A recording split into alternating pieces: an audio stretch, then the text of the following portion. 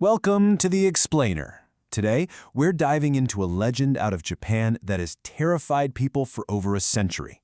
It's a story that starts with a simple act of love, but it ends with a really chilling question about what might linger long after we're gone. So, let me ask you something. Think way back to when you were a kid. Did you have that one special toy? You know, a doll or a stuffed animal that was more than just an object to you. It was your best friend. It's a pretty comforting thought, right? But what if that connection didn't just fade away with childhood? What if it stuck around, even beyond the grave? Because for one family, back in 1918, a beloved doll twisted into something truly terrifying, and it was just the beginning of a decades-long nightmare. So where does a story like this start? Well, not in some dark, spooky place. It starts with a simple, memorable gift. We're going all the way back to 1918 Japan, where a brother's love for his little sister is about to set a very haunting tale in motion. Okay, let's meet the family at the center of all this, the Suzukis. Now, life was tough for them. The father was a laborer, taking any job he could find, and the mother worked as a seamstress.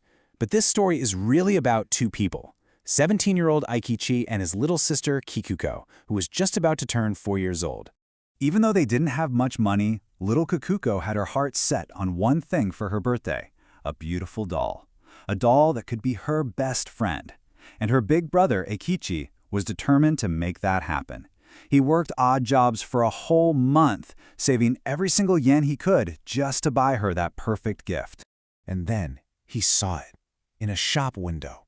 It was this traditional Japanese doll wearing a red kimono with this striking, jet black hair cut to its neck. But it was the doll's face that really got to him. He said there was this strange peace on its face, but its eyes felt like they could look right into your soul. He knew right then and there, that was the one. And of course, Kikuko was absolutely thrilled. She named her new doll Okiku, and from that moment on, the two of them were completely inseparable. But all that innocent happiness, well, it was about to be cut tragically short. It happened so fast. Just a little while after her birthday, Kikuko got bitten by a mosquito. It gave her a severe case of malaria. In her very last moments, she was holding that Okiku doll, clutching it tightly to her chest.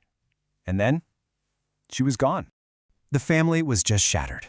Their plan was to cremate the doll along with Kikuko, which is part of the tradition. But for some strange reason, they were denied permission. So instead, they put Okiku on a shelf in their home as a small memorial to their lost daughter. And that single decision, well, that's when the real horror began. At first, it was small things. You know, things you might try to explain away.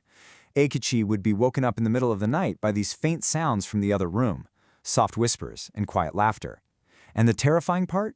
It sounded exactly like his sister, Kikuko. And then came something they just couldn't ignore. Something physical that defied all logic. Eikichi noticed the doll's hair. He knew it had been short, cut to the neck, but now it was longer. It was down to its shoulders. And it wasn't just longer. The color was different, kind of brownish, and it even had split ends.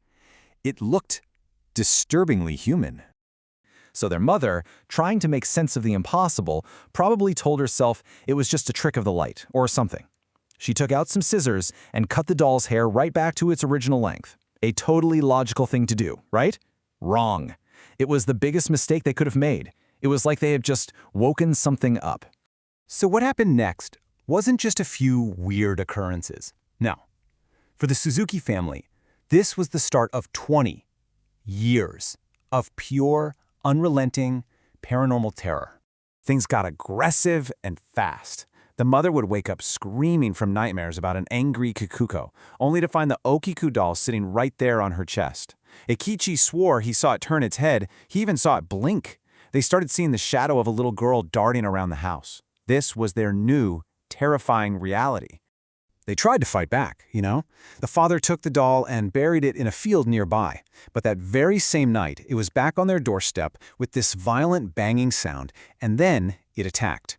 The doll's hair started growing like crazy, wrapping itself around the father's neck, trying to strangle him.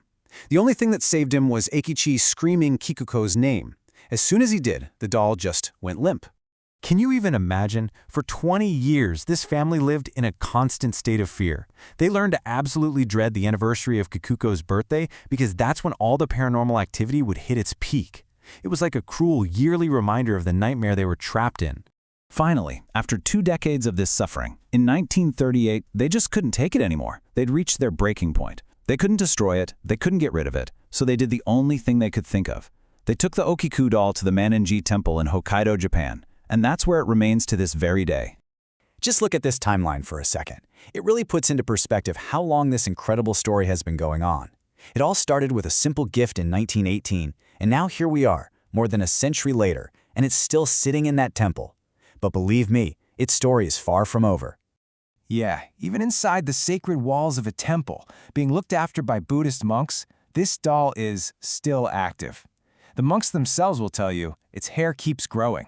They actually have to trim it on a regular basis. If you visit, you can see the doll, but you are absolutely forbidden from taking any pictures. And they say if you stare into its eyes for too long, you'll have terrible nightmares. After more than 100 years, you'd think the story would kind of cool down, right? Maybe settle into being just a folktale. But no. Recently, the monks who take care of the doll have noticed something new.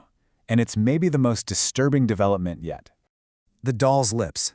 For a century, they were pressed tightly shut. But now, they're slowly starting to part. Its mouth is opening. And observers have reported seeing what look like small, human-like teeth growing inside. And this just leaves us with the ultimate question. Is this the restless spirit of a little girl forever bound to her favorite toy? Or has something else, something far more ancient and sinister, latched onto this object and is just wearing the memory of a child like a mask? The answer, it seems, is just waiting to be spoken from those slowly opening lips.